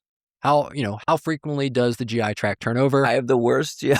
So the GI tract turns over about once every 19 hours, so you shed your entire intestinal lining, and that is cellular turnover. And so if your GI system is not getting enough energy to feel comfortable doing that, it starts to, number one, it slows down on peristalsis, which is muscular contractions of the intestinal tract. It doesn't build up a significant one cell barrier to allow good absorption through the intestinal lining. And we don't ever kind of fix chronic inflammation that pops up over and over again within the intestinal tract, which as runners, we tend to do to ourselves over and over again because we flush blood away from our digestive system to our muscles as we run, especially very, very long distances. Something called splanchnic vasodilation, which is where we That's actually, a fun word. I know, we dilate these blood vessels peripherally, and then we constrict blood vessels around kind of our organs. And the reason being is because I saw this on a meme one time. I'm stealing this, but kidneys don't win ultras, quads do, right? And so the body kind of says, we are running for our life right now. We got to push more blood to the muscles. And when that happens, the GI system doesn't get any of the blood flow. So it just shuts down. It just stops absorbing. And in a long term, we end up seeing something basically like irritable bowel syndrome, where you go through this fluctuation of kind of like very loose, watery stools because your body is not absorbing the food that you're actually putting in there, because food actually takes energy to process. So if you want to actually break down food, you have to put energy into it in order to absorb it. And so somebody who is in low energy availability, if you are deep into reds, you stop absorbing a lot of your food and it just becomes worse and worse. So in that kind of deep state, the only thing to do in that is to actually start pulling back on the activity. Because otherwise you're just going to keep pushing and pushing. And I would say that the individual who is in that state, if you are the curious runner, your intention is probably very, very good, Right. because you've stopped progressing in your training. And so two things tend to happen in that case. You start to get very specific about trying to control your weight. And then the other thing you do is you do more work. And what does that do? Bigger hole. Bigger hole. Get out the pickaxe and the shovel because you're just continuing to dig. And very early on in this process, I'd mentioned rapidly turnover of cells. So we see GI changes. We see things like skin changes for people. Skin is very, rapidly turned over. In addition to that, hair is something that grows on a consistent basis. People will get so worried that their hair is falling out. Their skin is super dry. They're very, very fatigued. They feel like they can't think appropriately. And that's just because, again, your body is trying to pull back on its total energy. And one of the most energy demanding systems of the body is your nervous system. It's your brain. Your brain is almost absolutely dependent on glucose. And and it will absorb other things. It will absorb lactate and will absorb ketones, but it will do everything that it can in order to make sure there is enough sugar running through your body and running through your bloodstream for your brain. So that's where you also see the increase in glucose and A1C in people with low energy availability. Well, it's interesting. The aspect around A1C, you have to understand what A1C is. Do you have a very good Rolling understanding? 90-day average. The way that I tend to think about this is that you're looking at marks on a red blood cell. So A1C, your hemoglobin A1C, it's called hemoglobin because it's looking at red blood cells. And you're looking at something called glycosylations, which are basically marks that sugar puts on your red blood cell, and it oxidizes it. It, essentially puts a little mark on there. It causes some damage. And then over a period of time, red blood cells are turned over, just like every cell in the body. And that lifespan is somewhere around 90 to 120 days. We assume that it's around 90 days. That tends to be, what we look at, and that's why we say colloquially it's a 3-month average for sugar. And in this case, what we're actually looking at are glycosylations, these marks on a red blood cell. If you are in a low energy state, like I said, the body starts to pull back resources. Your body will actually stop pulling some of those red blood cells out of circulation, and it will extend the lifespan of a red blood cell. So more marks accumulate on the red blood cell.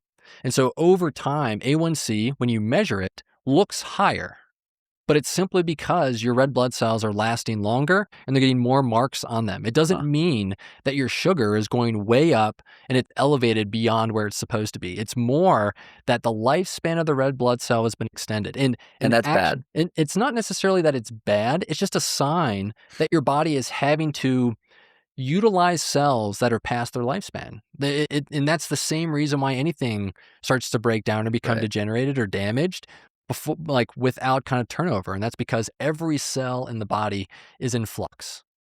And this is a great intro to, additional items that we can talk about with regards to low energy.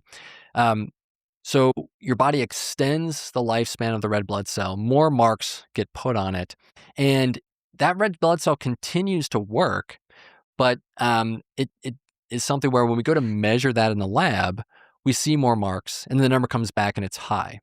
And anything that will extend the lifespan of a red blood cell will do this for A1C. So if you actually have low iron, when you have low iron, your body isn't making red blood cells, as frequently as it should. It doesn't have the resources. It doesn't have the bricks to build the wall. And so low iron will also extend the lifespan of a red blood cell. So iron deficiency causes a higher A1C. There are also things that will shorten A1C or shorten the lifespan of a red blood cell and vicariously lower your A1C. And there are people who have certain blood disorders where they have a different type of hemoglobin and they will actually turn over the red blood cells faster. And in those individuals, A1C is a horrible marker for their glucose function. The same thing would go for somebody who, you can replace valves in the heart. And when you replace a valve, it will damage red blood cells more frequently, and it will pull damaged red blood cells out of circulation faster. And someone who has a replaced valve will have a lower A1C. Again, it's not a good marker because it's erroneous. It's a bad marker at that point. Fascinating.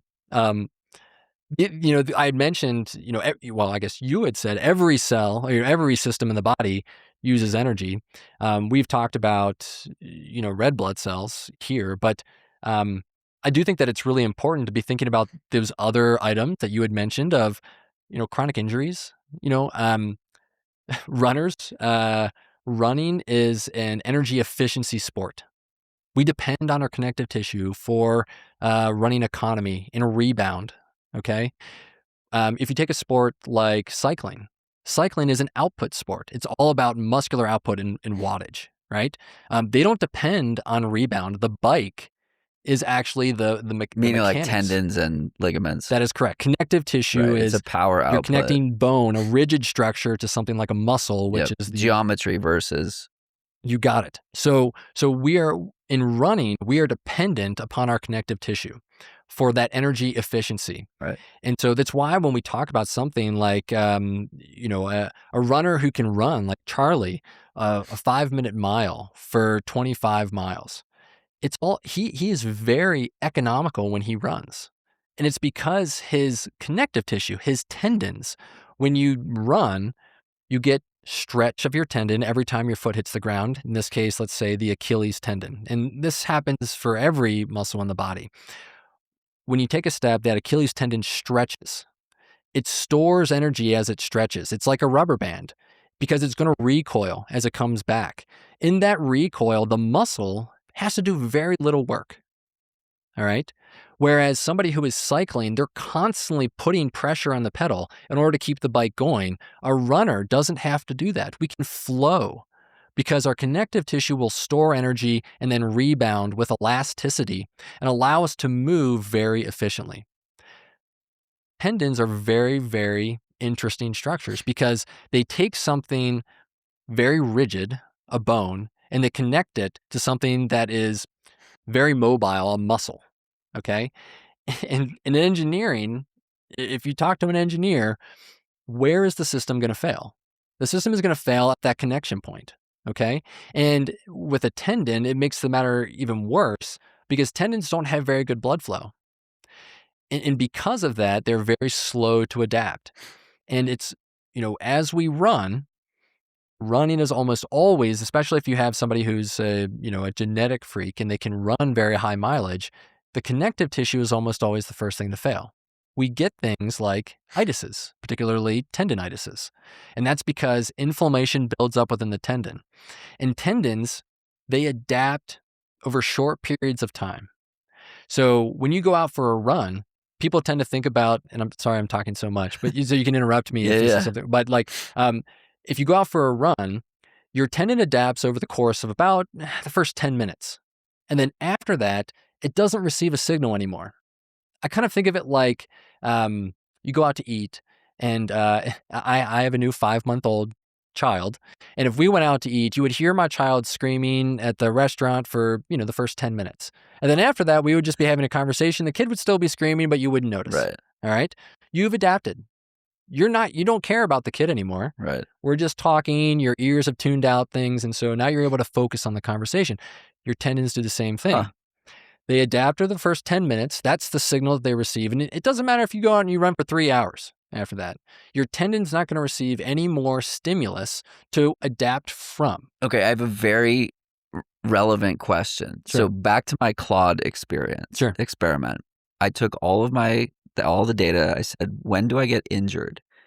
And I think you're explaining the answer that I was given, which is often when I travel, I have a dip in running volume and days, and I come back and I jump back into it. So I go, 60-mile weeks to 18-mile weeks back to 50 or 60. And it is that what you're saying, that you need that consistency in order to maintain the structure and integrity of the tendons? Because it is always tendon issues. It's my hip flexor, it's my TFL. So we're gonna get deep into this now because there's a couple of things going on here. Number one is that, like I said, tendons, they adapt short periods and they're very avascular. They don't have a lot of blood flow. What you have described is a period where you're going through and you have high turnover, like you are doing 60 miles, and then you have a period where you don't run a lot. Tendons, they only get good nutrients when they're worked. It's why when somebody has something like a tendinitis, we don't shut it down. Right. We don't say, hey, stop. Right. We actually Motion say... is lotion. Motion is lotion. So you actually have to continue to work the tendon. And we'll talk maybe about tendon rehab and why this matters. But I described a running motion with stretch on the tendon, and the muscle is not doing a lot of work. The tendon is doing a lot of work in a running motion. So the tendon has to work very hard. Now, I like to think of it as like tendons breathing. Every time they stretch, the tendon stretches, and it's like wringing out a sponge. If you don't wring out a sponge, it doesn't suck anything back up, but you stretch a tendon and it pushes all the damage out, and then it contracts, and as it contracts, it pulls nutrients back into the tendon. So it's kind of like it's breathing, right? Contract, stretch, and then contract, and it's like pulling in this nutrients every time it recoils. That is really important from a tendon perspective. And so if you do not work your tendons, they're not going to turn over. You're not going to remove kind of that damaged product that's there. Well, you will, but it will be slower. All right. And so when you're having kind of those fluctuations, tends to be that your tendons are getting a little bit lazy. You're not getting that rapid kind of turnover that you need. Now, I had mentioned that tendons, they receive a signal over the course, like the first 10 minutes. It doesn't matter how long you run for.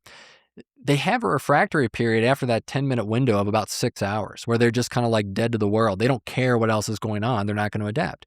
After 6 hours, they will receive an additional signal to adapt. And so if a runner has a lot of like tendon problems, what I'll say is, look, you need to have consistency around using the tendon. Huh.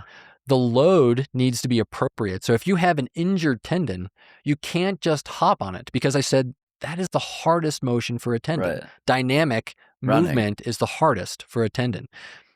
However, no movement under load, regardless of how heavy the load is actually really easy for a tendon, which is why we recommend things like isometrics for a tendon. Now, this is if your tendon is hurt, if it's damaged. So you can do an isometric, and isometric means no movement, right? An example of this would be like standing on a step with your heel off the back end. The Achilles at that point is holding up your heel, and the muscle and the tendon itself are distributing the force equally throughout the entire structure. Okay? It's very easy on the tendon to do that motion. That achieves exactly what we just described, which is that it's going to work the tendon. However, it's going to be very easy. It's not going to cause a lot of breakdown. And if you have not trying to make a pun, if you tend to have tendon injuries, what you probably should be doing is go for your run in the morning, the same that you normally would. 6 hours plus later, go ahead and do a second round of introducing a stimulus to your tendons, but make sure that it's less, 10 minutes or less. So it could be something like, if you have Achilles tendon problems, or you've had an Achilles insertional tendonitis in the past, what I would recommend is, like, if you are healthy, if it's feeling good, you do your run. From the time that your run ends, 6 hours later, set an alarm, and then do some jump rope. 3 to 5 minutes of doing jump rope. And so it works the tendon, it gives it more stimulus, so that you continue to build up and adapt the tendon itself. So long way to say that the pattern that Claude uncovered makes sense to you. It makes sense to me. What's interesting is that the time period is a little bit short, week to week. It found it like 8 times. So the part that I would probably say would be more interesting is what you described earlier, which is that you say, look, I'm deep in this energy component. And that's because the same, fundamentals are true here, which is that tendons adapt very slowly. And when we look at studies from an energy availability standpoint, collagen synthesis in tendons is one of the first things to go, and it happens within days. So if you hit an energy deficit over the course of 4 to 7 days, your collagen synthesis could decrease by about 90%. Huh. Pair that with lower vitamin D, and you have... In actually vitamin C. So vitamin C and collagen intake are probably the two biggest things that contribute to tendon turnover and flux in those cells. And again, tendons are slow to adapt, so you have to work on a longer timeline, but they need consistency. This comes back to our initial conversation around, like, why, where does excellence come from? Right. Well, it comes from doing the small things. And consistency, nothing proves this more for a runner than tendon health. And so if you are in an a low energy state, you're not going to have the resources to be able to turn over those tendon cells. It doesn't matter how hard you work, again, because if you run for 3 hours, your tendon only receives information for about 10 of it. It adapts for that. And then afterwards, if you've run for 3 hours, you've caused significant damage to the tendon. And you need to allow that tendon to repair itself. It's the same principle as, lifting in the gym. we tend to think about muscle protein synthesis when we think about lifting in the gym, but your muscle cell is very vascular. It turns over quite rapidly. And because of that, we tend not to be muscle limited. People will get muscle strains, but they don't last as long as tendon injuries. There are people who come in to see me and they've had an Achilles tendonitis for years. Well, if energy has not been addressed at that Huh. point, we need to talk about it. Right. And if you have not taken, a period of time off while this, insertional Achilles tendonitis has gone on, well, of course it's like not going to Still heal. there, yeah. Like, like Not you gonna just heal. You did it again. I'm full of the puns today, I guess. But like it is one of those things where you have to address that component, particularly because the population that we are in and that we work with are the individuals where It's happening unintentionally. 50%, Yeah. 50% of the time you can say, hey, this is going on for somebody. And it's diffusely across the whole system. And so um, the systems that tend to fail first tend to be things like the nervous system, it tends to be the muscular system, it tends to be the connective tissue. And that's because the body pulls back on all those areas quite rapidly. So why do we hear more about bone injuries?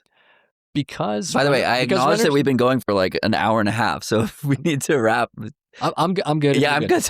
So, so the reason why you hear mostly about bone injuries is because runners are stubborn. Yeah. We'll run through an Achilles tendonitis, and these are different structures. All right, you can run through a tendonitis, and that's because as you run, a tendon will actually distribute force around a damaged portion of that tendon. And so it's why, like, if you have a tendonitis, you wake up in the morning and it feels stiff and it's quite painful. You start your run and it feels excruciating, and And then it gets better. gets better throughout the run. That's a classic tendonitis. And that's again because tendons, they don't have a lot of blood flow. And when you start using them, they start to pull in some more nutrients. And the body is really cool. And so it will distribute force around a damaged structure. We don't get that opportunity with bone. Bone is rigid. And, you cannot run on a bone that is damaged. If you have a stress injury, the reason why people stop running is because it freaking hurts. Like it's impossible to run, and it takes away the part of running that is so enjoyable.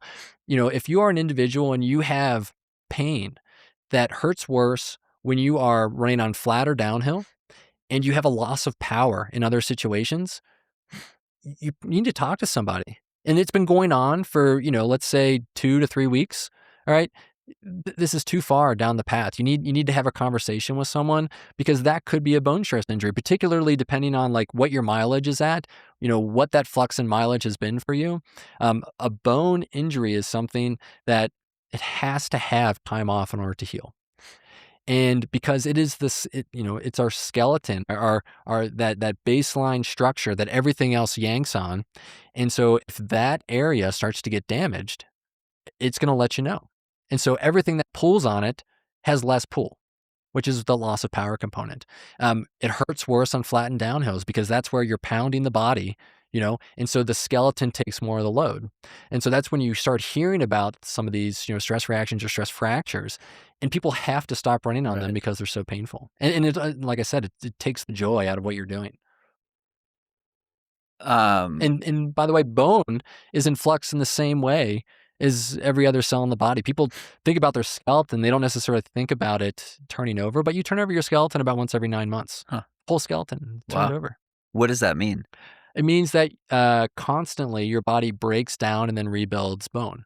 And every time you go out for a run, the body is receiving information and stimulus. And so that impact is something that tells your body, hey, we need to build up the bone, because it's being broken down that whole time. Every time you pound the pavement, there's impact that's there. The skeleton takes some load, some cells get damaged every time that happens, and then the body replaces those damaged cells with new cells.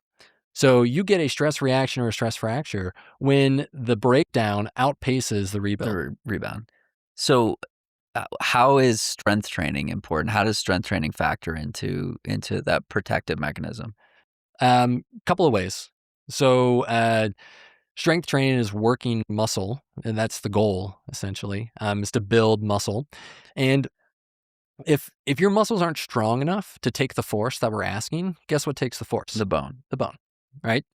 And well, I guess first the connective tissue starts to take it, and then the bone takes it. All right. Um, and so in that situation, um, building up strong muscle helps to offload your bones. It also helps to offload your joints, by the way, which is like, I've plenty of patients who are not athletes, and they'll come into me and they'll be like, "Oh, I got horrible knee arthritis, osteoarthritis." Yep. Um, what is the best way to deal with arthritis? Which is, arthro is joint and itis is just inflammation. This is just inflammation of a joint in this case because, pounding and spacing is gone. And so bone is grinding on bone. The best way to deal with that is to offload the joint. You can do that through a couple of ways. You can throw a brace on there, external Yep. brace, or you could build up the muscle around it. So muscles help to offload bone and they help to offload joints. So building up muscle within the gym helps you to offload your bones. And how does the bone density component come into it? And for those who don't know, can you explain what that is? I'll get there in 1 second, Cool. but the second component of building up that muscle, so in addition to building up muscle that helps to support the bone, every time you do a contraction, your muscle yanks on something. Guess what it's yanking on? It's yanking on your bones. It's yanking on the rigid structure. And so that sends additional signal to your brain, to your body, hey, build up the bone more because we're getting stimulus that's here. So lifting weights helps you to build more dense bone. Impact helps you to build more dense bone. Before I get to your question about bone density, and I guess we're going to kind of get there with this component here, but with that principle, impact, particularly for runners, should lead to higher bone density, right? We're giving every step is a signal.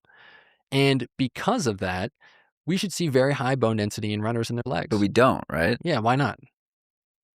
You tell me. So it comes back to that principle that I described, which is flux, which is that if breakdown outpaces there's not the enough rebuild, yeah, then you're not going to build denser bone. All right. So, and that's a fundamental principle and it's making it very, very simple. Yep. But if the breakdown outpaces the rebuild, you're not going to build denser bone. So if you go for 10 minutes of running versus 3 hours of running, 10 minutes of running potentially does do that. 3 hours does not. Does not give you a signal or build bone density? No, bone will actually respond to total impact load. The more stimulus you put on bone, the greater the signal. And that's because the greater the damage, the greater the signal. The main issue is that if you run for 10 minutes, you have very little breakdown, right? You're going to build up some density in the bone. If you run for 3 hours, the breakdown is massive. And particularly in the case of energy availability, if your energy availability is low, you don't have any bricks. So your body goes to rebuild the bone and it cannot keep up, it actually doesn't even have the resources to be able to do so. Right. So I said that your skeleton, your bone turns over once every 9 months. I said your intestinal tract turns over about once every 19 hours. There's a massive difference between those structures. Your nervous system grows at like a millimeter a day. All right. So these are cells that take a really long time to turn over and change. And so from a bone density standpoint, the way to build bone density is to give it a strong signal, but then make sure you allow recovery. So you have to have some aspect of recovery built in. And if you don't let the bone recover, you're going to end up with a consistent cycle of breakdown, inconsistent rebuild. And then over time, that bone is becoming weaker and weaker. And it's because it takes shortcuts. Instead of having a really nice organized structure within the bone, a really nice lattice and a dense, kind of internal structure of your bone, you end up with a fairly degenerative structure that is not very strong. And that's because your body has started to cut corners. It's putting masking tape on something that it needs to put, steel and screws. Huh. Fascinating. What are Teddy's takeaways from the last 90 minutes? By the way, this is I could do this for hours. This is fascinating. And for people that have made it this far, I assume that you're a nerd just like us. Hopefully they made it through the initial part, which is just, me shooting the shit with you, I feel like. But this is the meat, this is what was your sponsor name? It was Good Ranchers. This is the Good Ranchers of the whole podcast. Use code IRON. It's not a joke. That's amazing. So I would say that my biggest takeaway is that if you are interested in your health, you should work with somebody. That's number one. And if you're an athlete, you should be working with a doctor. Okay, you should be working with a physician who knows what they're talking about. Another takeaway, something I think is super important, is that if you are running, you have to make sure that at the baseline you are getting enough to eat. And you have to put calories first and then quality second. When I talk to my patients about things, this is somebody, I was full vegan for years. I still eat predominantly a vegetarian vegan diet. Doesn't bother me to talk about meat. That's no problem. But it's something where when you are training, a salad is like dessert. You don't get to have a salad for your meal.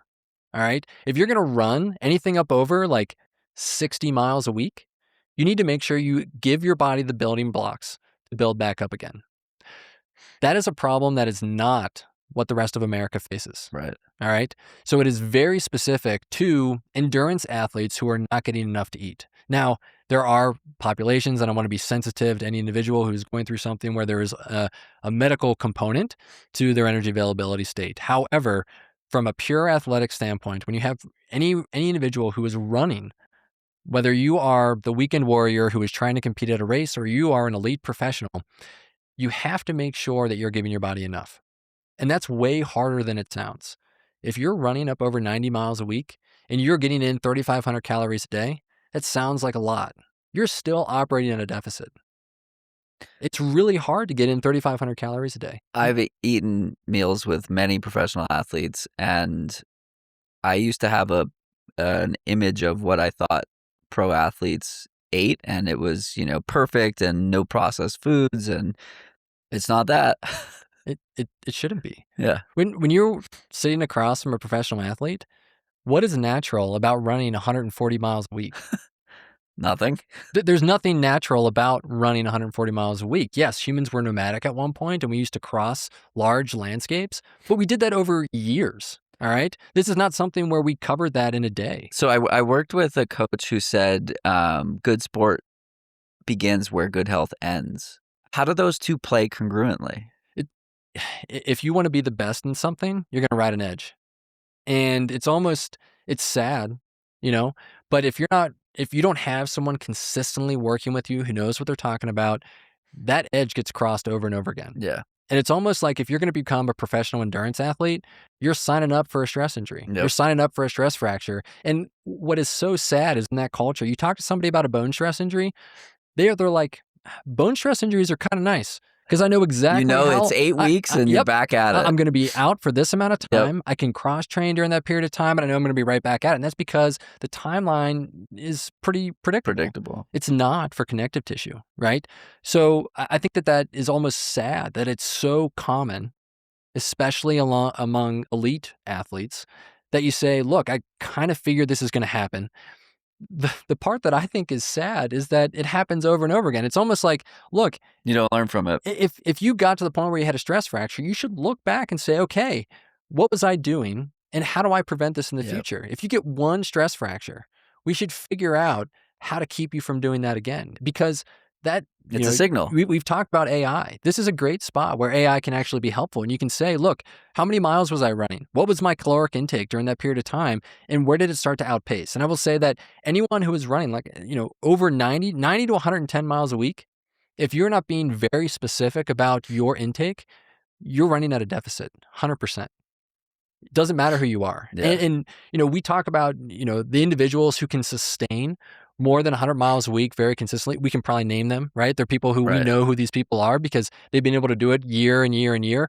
Even those individuals end up with injuries. Killian Jornet had a stress fracture of his sacrum years ago, right? So these injuries, even at the genetic freaks at the very top, have these problems. And there are a lot of people who are trying to be like those genetic freaks who are going to be collateral damage along the way. Right. We see this in cycling all the time. How long do we get to cheer? Cycling is just like throw a bunch of bricks at the wall, throw a bunch of eggs at the wall and see who breaks first. It's worse because there's one egg that's like a freaking rock, right? And all the other eggs are trying to keep up. Outliers. Yeah, and so they put all these people around them. They say, look, you guys are all collateral damage. We don't care what happens to you as long as this guy makes it happen, right? And it's why running groups don't stick around super long, is because everyone has a different threshold. And if everyone tries to keep up with the best in a running group, they're going to break. The biggest mistakes most people make is that they run when they shouldn't. If you're a professional athlete, you have the opportunity and the ability, you have the support to make sure that when you go out for a run that it's optimal, and if you want to, we talk about excellence, we talk about consistency. If you want to build consistency, if you want to be somebody at the very top and the very best, you shouldn't go out for a run if you're hurting. You should, take a day and see how it feels. And if it hurts consistently, you should get help as soon as you possibly can.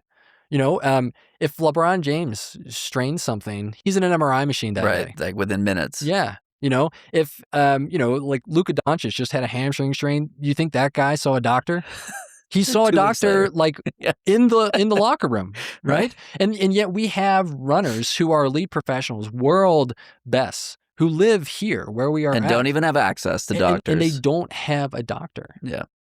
They don't have insurance. Coming back to that thing that we talked about, they don't have insurance. They don't have a doctor. They have no access. All right, and they're throwing masking tape on something that needs steel and screws. I feel like we could do another 2 hours. Was there anything that you wanted to talk about that we didn't talk about today? I don't think so. I'm. We'll have to do a round 2. I don't know. I probably should be better about promoting my business. I don't know. Like Go for it. Highpoint Yeah. Direct Care is my business in Golden, Colorado. I treat a lot of active adults and athletic individuals, a lot of elite performers. My partner, my business partner, Dr. Roger Matthews, he's exceptional. There's probably no one else like him in the world when it comes to first responders. So individuals who are firefighters, police officers, search and rescue individuals, even physicians. Roger is a 20-year search and rescue guy. And if you are a mountaineer, a first responder, you probably should be seeing Roger. That is a field where you probably should be doing more proactive organ scans and these types of things. Yes, we are talking about groups that are stubborn, who colloquially probably don't go and see doctors, and yet they're the people who Highest should be seeing cancer a and doctor yeah. much more frequently than the general population. Maybe one thing that we didn't talk about, I guess, was just simply that a lot of people will tell me, "Oh, I don't see a doctor. I'm healthy." And almost always, right after that conversation where they say, "I don't see a doctor. I'm healthy," they tell me 5 to 10 things that are going wrong with them. And Oh, but my stomach is a mess. And yeah. Well, so the reason why I bring that up is because we all are going through something. We all are dealing with things, whether that's mental health, whether that's physical health. We could all benefit from having somebody as a resource and support, whether that is through my practice, through a general practitioner that is in your area, working with Eternal, and try and get some additional health information. I don't, it doesn't necessarily mean that you have to work with me or a direct primary care office. But what I would say is that you should get somebody in your corner, because even if you think of yourself as a healthy individual, something will always come up. And it's not necessarily that you didn't need someone, it's that you didn't have access. So be proactive, establish that relationship, let someone get to know you and you get to know them as your practitioner. Get them in your corner and make sure that they care about you and your health, and make sure that they're there when you need them. Amazing. Teddy, this was a blast. Thank you for all of your time today. You're welcome. Thanks, Jonathan.